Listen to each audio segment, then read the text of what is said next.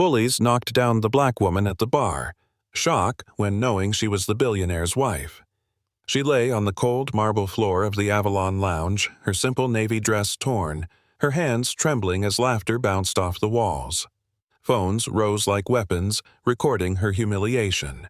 Champagne ran through her hair and down her face, mixing with tears. Someone sneered, "Smile for the camera." Another voice followed, "Guess she can't afford real clothes." Every word hit harder than the fall itself. For a heartbeat, she wondered how people could look so polished and still be so cruel. None of them knew that the billionaire, the man who owned the bar, the tower above it, and half the skyline, was watching the live stream in silence. His jaw tightened, his eyes burned, and he was already on his way. In a world that worships money, sometimes dignity is the only thing left to defend.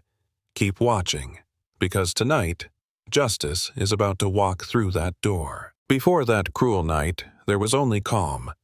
The black woman everyone would later mock lived a quiet life built on kindness. She worked at a small public library on the corner of Elm Street, where the scent of paper and rain mixed in the air. Her days were simple, stacking books, guiding children to stories, helping strangers find something worth reading. She never cared about designer shoes or glittering rings. What she valued most was respect. Her mother used to say, "Money shows who people are, not who you are." Those words followed her everywhere. They were armor in a world obsessed with wealth. While others chased fame, she collected moments of peace. She found beauty in stillness, grace in small gestures, and joy in being unseen. Sometimes she looked at the city skyline and wondered how many people in those tall glass towers remembered what honesty felt like. She didn't know that soon, someone from that very world, a man of unimaginable power, would walk through the library doors and change everything she thought she knew about life, love, and what money could never buy. It was a gray afternoon when he entered the library. Rain poured outside, tapping against the windows like a restless memory.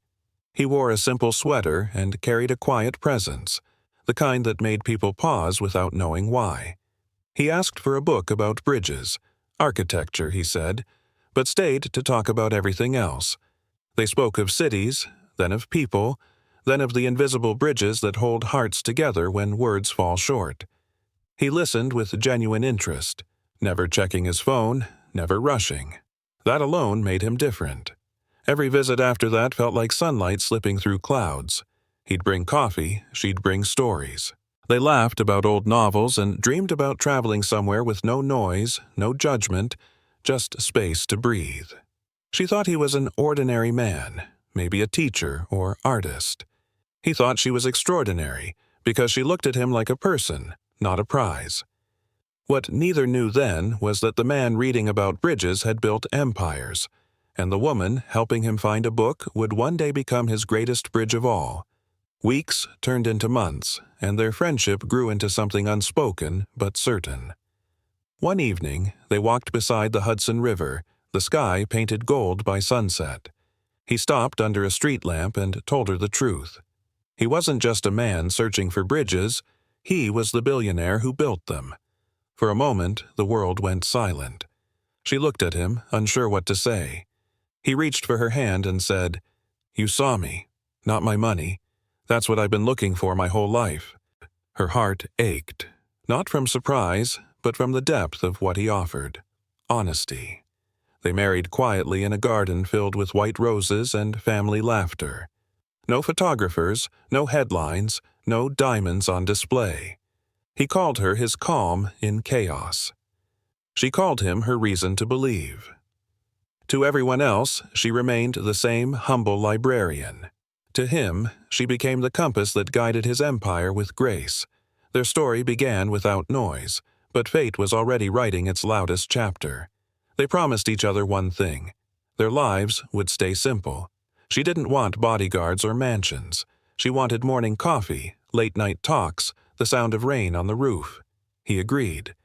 "Money built my world," he told her, "but you make it worth living in." She still took taxis to the market. She still wore her favorite thrifted cardigan. People in the city passed her every day, never guessing she was the billionaire's wife. He admired that more than anything. "That's what keeps me grounded," he'd say with a smile that softened his face. At home, they laughed about small things: burnt toast, missed calls, half-read books. Their happiness lived in the quiet corners money couldn't reach. To her, love was peace. To him, peace was her. Neither realized that the very humility they cherished would soon be tested in front of the world. The same grace that made her unforgettable would make her a target. And, in a single night, everything they had built on love, trust, and dignity would be thrown to the floor, right where justice would later rise. They thought their love was safe in its simplicity.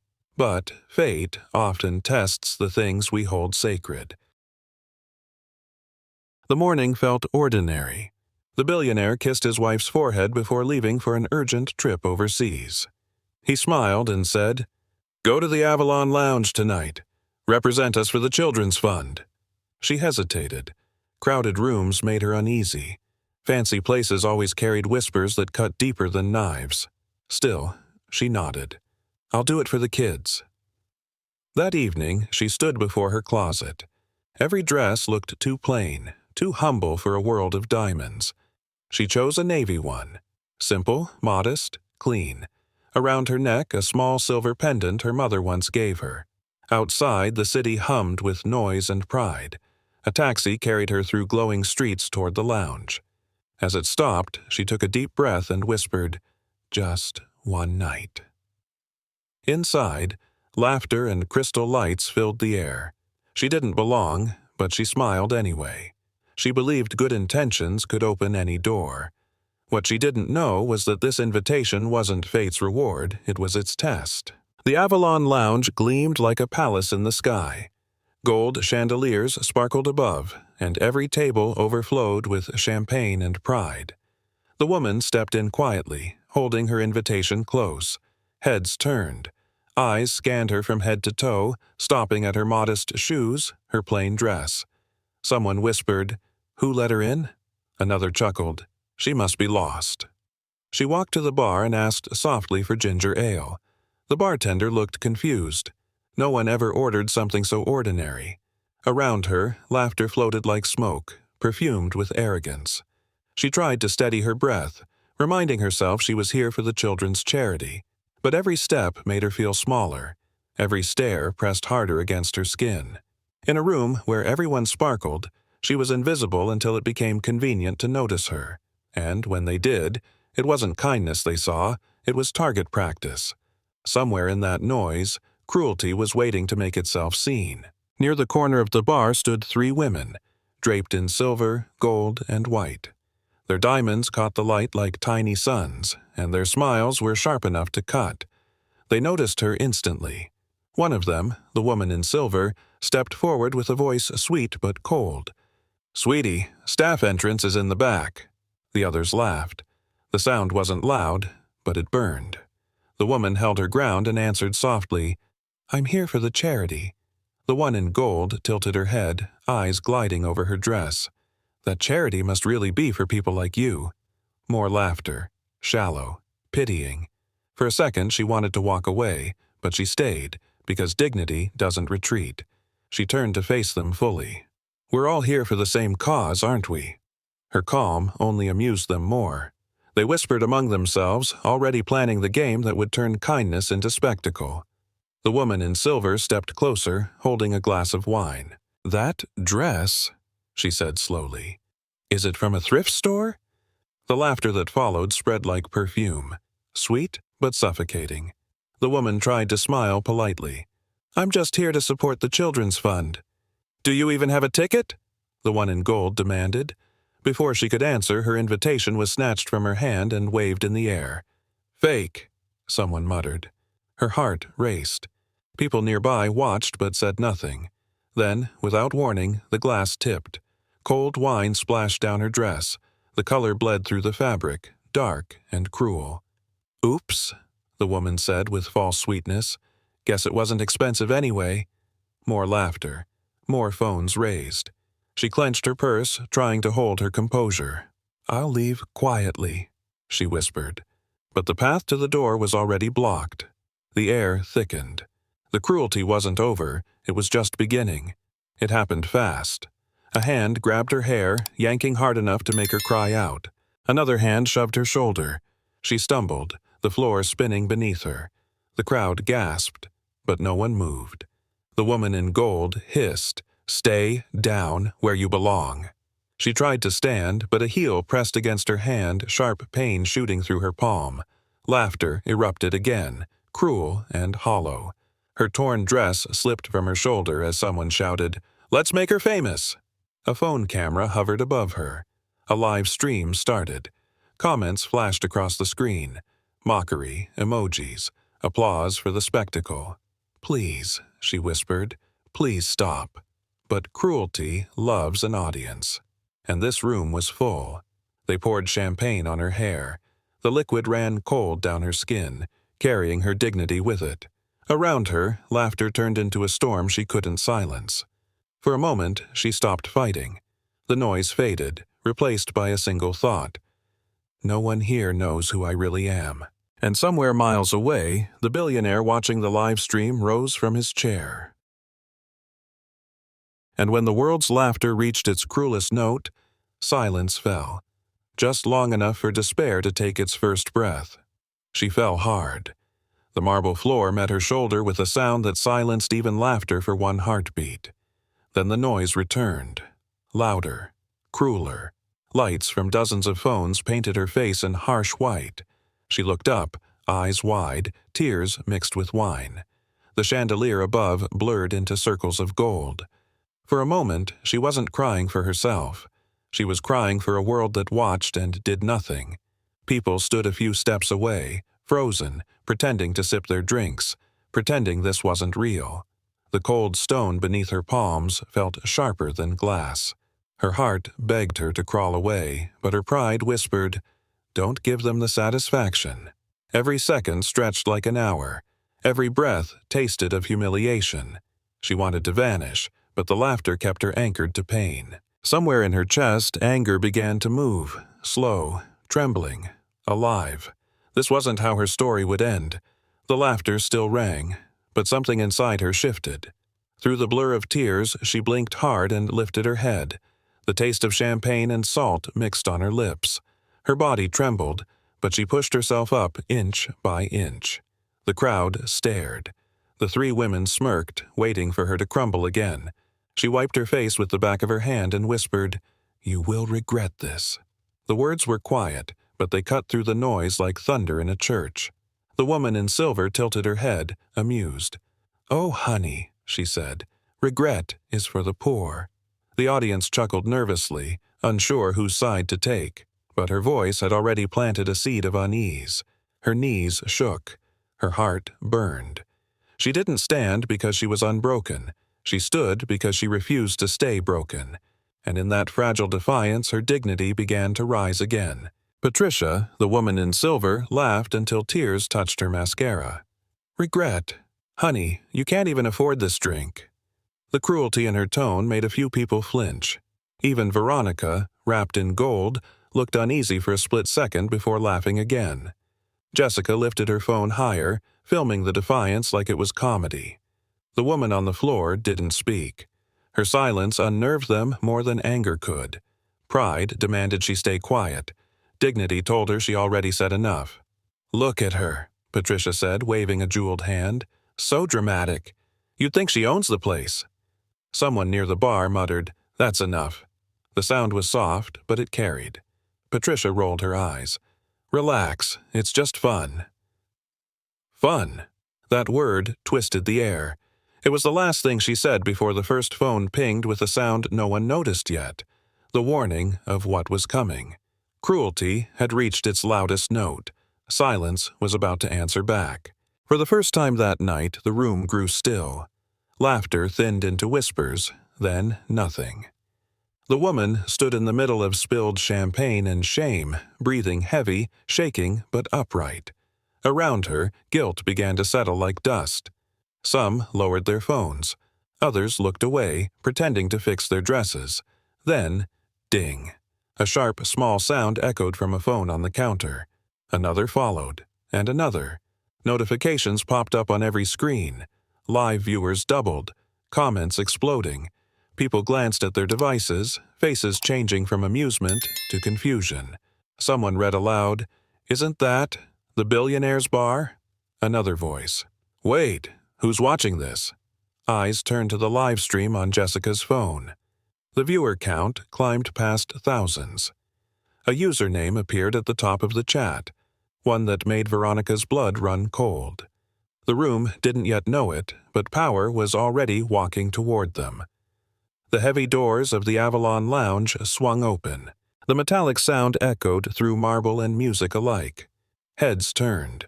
A line of security parted the crowd. At the doorway stood a man whose face every investor in the city knew.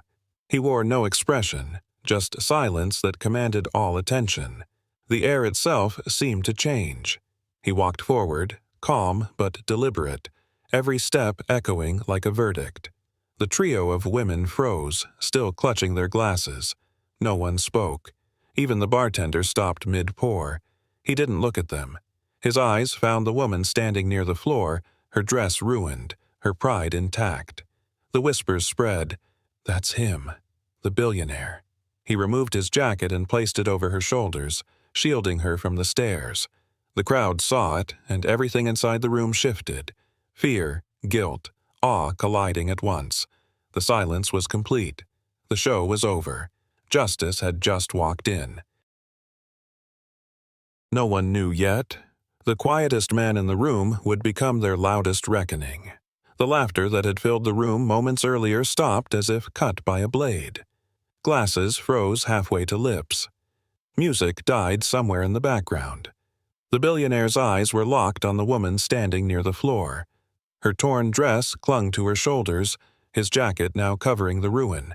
Patricia blinked, confusion overtaking her arrogance. "Who are you?" she demanded, voice trembling more than she meant it to. He didn't answer. He simply stepped closer, the sound of his shoes against marble louder than her question. Without a word, he draped his jacket over the woman's shoulders, his hand lingering for a heartbeat on her arm. The gesture said everything words could not. Around them, murmurs rippled through the crowd. Someone whispered, "That's not just anyone." Another voice followed, "He owns this place." Patricia's painted smile faltered.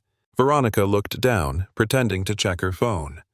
Jessica lowered her camera, fingers shaking. No one dared to speak again. The air thickened with the weight of realization. The man didn't need to raise his voice. His silence was the warning. His presence, the answer. The manager appeared from behind the bar, his face pale as the marble floor. "Mr. Pierce, sir, I didn't know," he stammered, almost whispering the words. Every person in the lounge froze at that name. "Pierce?" someone echoed. Another voice followed, soft but stunned. "The billionaire?" The sound spread like electricity. Every phone lowered. Every smirk vanished. The women who had been laughing stood motionless, the blood draining from their faces. The billionaire's name carried weight, a name printed on skyscrapers and whispered in boardrooms. And now it filled this room like judgment itself. He still hadn't said a single word. He only stood there, looking at the woman who had been treated like nothing. His eyes carried fury restrained by love, disappointment restrained by power. The crowd realized what they had done, not just to her, but in front of him. The same mouths that mocked her now stayed shut in fear. No one could hide behind laughter anymore. The reckoning had arrived, wearing a calm face. At last, he spoke. His voice was low but carried through every corner of the room. "You humiliated my wife," he said. The words landed like hammer blows.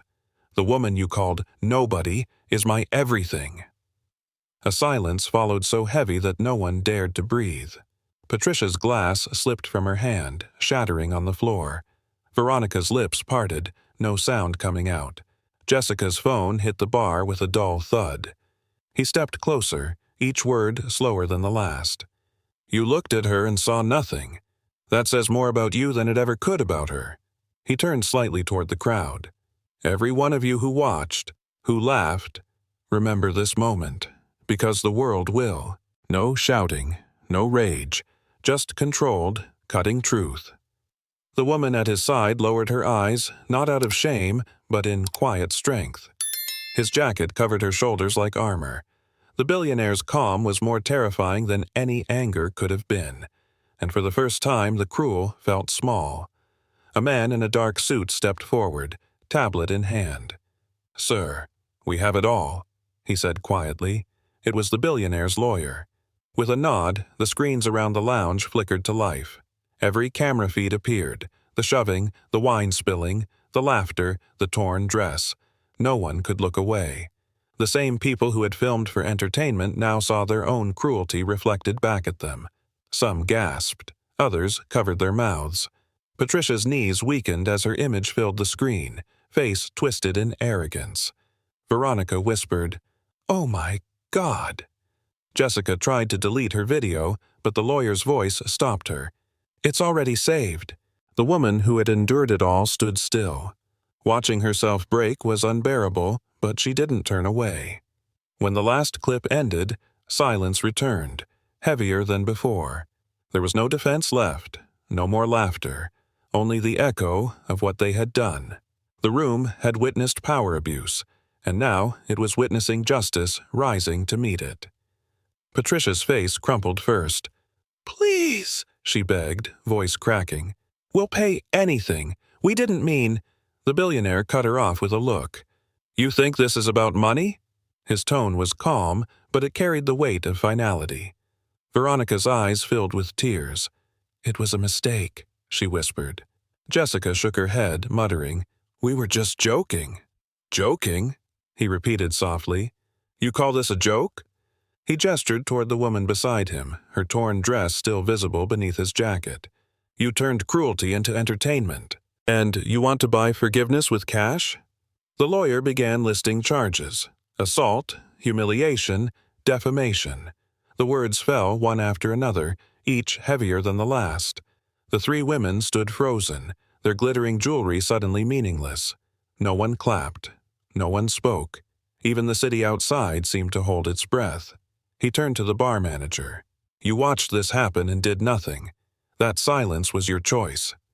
The manager's head dropped. For everyone in that room, the truth had never felt more expensive. The billionaire reached for his phone, his movements slow and deliberate. The three women watched, confused, hoping for mercy. Mercy never came. He dialed the first number. "Cancel every deal with Morrison Industries," he said. His voice was quiet, yet final. On the other end of the line, an empire began to crumble. Patricia froze. Morrison, her family's company. Her breath caught as she whispered, "No, please." But he wasn't listening. His call ended with a single click that sounded louder than any slap could. Her knees gave out. The diamonds on her wrist suddenly looked cheap against the marble floor. The people around her watched the end of a legacy unfold in seconds. Power had turned its back, and the silence that followed felt like judgment itself. One call, one decision, and a lifetime of arrogance dissolved into nothing. Before the crowd could breathe, the billionaire made a second call. "Remove Veronica from all campaigns," he said calmly, "effective immediately." The model's hands flew to her mouth. "Please," she begged, her voice breaking. "My career, my reputation." He didn't respond.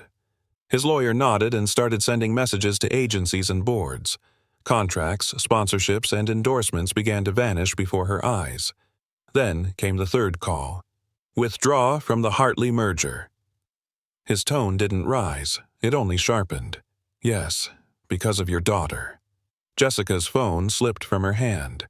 Her father's voice echoed faintly from the device, frantic and distant. She sank to the floor, sobbing. Every sentence he spoke cut deeper than any shout could. It was justice in motion, precise, cold, and unstoppable. The crowd stood frozen, realizing they were witnessing more than revenge. They were watching accountability, delivered by power that finally chose righteousness over silence. When the final call ended, no one moved. The bar that had once roared with laughter was now filled with the heavy sound of regret. People who had cheered the humiliation now looked at the floor. Some deleted videos, fingers trembling. Others stared into their champagne glasses, ashamed to see their reflections. The three women stood among them, ruined and pale. The weight of what they'd done settled on every person in that room. The billionaire said nothing. He didn't need to. The silence spoke louder than rage ever could. Someone whispered, "We watched it happen." Another voice answered, "We did nothing." The truth hung in the air like smoke. There was no escaping it. Every guest had chosen their side the moment they picked up a phone, or stayed quiet, and now quiet was all that remained. The billionaire looked around the room, his voice steady but filled with something deeper than anger. "Wealth doesn't give you the right to destroy someone," he began. "Status doesn't give you the right to humiliate a soul." Every word echoed through the hall. Even the chandeliers seemed to listen. "You all came here for charity," he continued. "But charity without humanity is hypocrisy." No one moved. No one dared to look away. He pointed to the woman beside him. "This is what true worth looks like. It's not about clothes or names or power. It's about kindness, dignity, the courage to be good when it's not popular." Somewhere in the back, a woman began to cry quietly. The sound spread like a ripple. Remorse made audible. The billionaire's voice softened. "Tonight, you've all seen what cruelty costs. Remember it." It was not a threat. It was truth, undeniable and final. The woman stepped forward, still wearing his jacket. Her hands trembled, but her voice did not. "I didn't hide who I was," she said. "I just wanted to see who they were." Her words hit harder than any punishment could. She turned to face the room, meeting every pair of eyes that once looked down on her. "I came here because I believed in kindness, but tonight showed me how quickly people trade it for applause." The crowd stayed silent. No excuses left to offer. "I may not have your money or your fame," she continued, "but I have something you can't buy, a conscience that sleeps at night." The billionaire's gaze softened as he watched her reclaim the space they had tried to take from her. She lifted her chin. "Money can build walls or bridges. You decide which one you stand on." The silence that followed was not empty. It was respect. For the first time that night, the room finally saw her for who she truly was. Her words didn't echo. They settled, heavy and unforgettable. And then, something in the crowd began to shift. For a long moment, no one spoke. Then a woman near the back broke the silence. Her voice trembled as tears streamed down her face. "God," she whispered, "we watched and did nothing." The words cracked something open in the room. A few others lowered their heads. Someone covered their face. The weight of shame shifted into something different, understanding. One by one, people started murmuring quiet apologies, not to the billionaire, but to the woman who had stood there unbroken. A man near the bar said softly, "She stood up for herself when we couldn't even stand for her." The once glittering crowd now looked human again, flawed, fragile, and changed. For the first time, the woman felt the air turn warm. It wasn't pity now, it was respect. Admiration grew from remorse, silent yet powerful. And in that moment she realized justice wasn't about revenge. It was about awakening what decency had forgotten. They left the lounge together. The night outside was cool, painted with the lights of Manhattan. The noise of the city felt distant, as if the world itself was giving them peace. He walked beside her without speaking, his hand lightly brushing hers. She still wore his jacket, heavy with the scent of wine and smoke, but somehow it felt like armor now. They stopped at the corner. The wind moved through her hair, carrying away the last traces of humiliation. She looked up at the skyline that glittered like 1,000 second chances and whispered, "Maybe justice can be beautiful too." He smiled faintly. "Only when it's deserved." For a moment they stood there as equals, not billionaire and wife, not victim and savior, but two people who had survived something cruel and turned it into something pure. The night no longer felt cold. By morning, the story had spread. The video from the lounge went viral across the country. Headlines read, "Billionaire's wife humiliated, justice served." Clips of the confrontation filled every screen. People debated, cried, reflected. The faces of the three women appeared on news feeds, followed by words like charges, lawsuits, public disgrace. Patricia lost her company. Veronica was dropped from every brand. Jessica's social media turned into a wall of apologies no one believed. Meanwhile, the billionaire and his wife released a statement, not of anger, but of purpose. They pledged millions to anti-bullying and anti-harassment foundations. When asked why, she said simply, "Because power means nothing if it can't protect the powerless." The internet responded with a rare thing, unity. For once, people weren't just entertained, they were moved. The narrator's voice softened as days turned into weeks. "That night," the voice said, "she broke, but she rebuilt stronger." The world remembered the image of the woman standing on a marble floor, not because she was hurt, but because she rose. Sometimes it takes pain to expose truth. Sometimes you must fall so the world can rise with you. She didn't seek revenge, she sought renewal. Her story reminded millions that kindness is not weakness, it's strength wrapped in grace.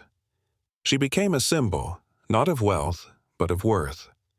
People wrote letters, sent messages, shared their own experiences of humiliation and healing, and somewhere deep inside, she knew the storm had passed not to destroy her, but to reveal her resilience. Justice had spoken, but dignity, that was her victory. Your worth isn't in your wallet, it's in your kindness, your dignity, and your love. Money fades, beauty changes, status disappears. But the way you treat people, that stays. If you've ever been judged unfairly, remember this: what they say about you does not define you. What you choose to do after, that's who you are. Cruelty is easy. It costs nothing to tear someone down. But kindness, that's real power. That's the kind of wealth no one can take away. The world may measure you by what you own, but life measures you by what you give. And when you give respect, love, or grace, it always finds its way back to you. So the next time someone doubts your worth, don't prove them wrong with words. Prove them wrong with the life you live, with dignity that never bends and kindness that never breaks. If this story spoke to you, share it with someone who needs to hear it today. Leave a comment that says, "I choose dignity." And if you believe in stories that remind the world of what really matters, subscribe and turn on the notification bell. Because every week, another truth worth hearing is waiting to be told.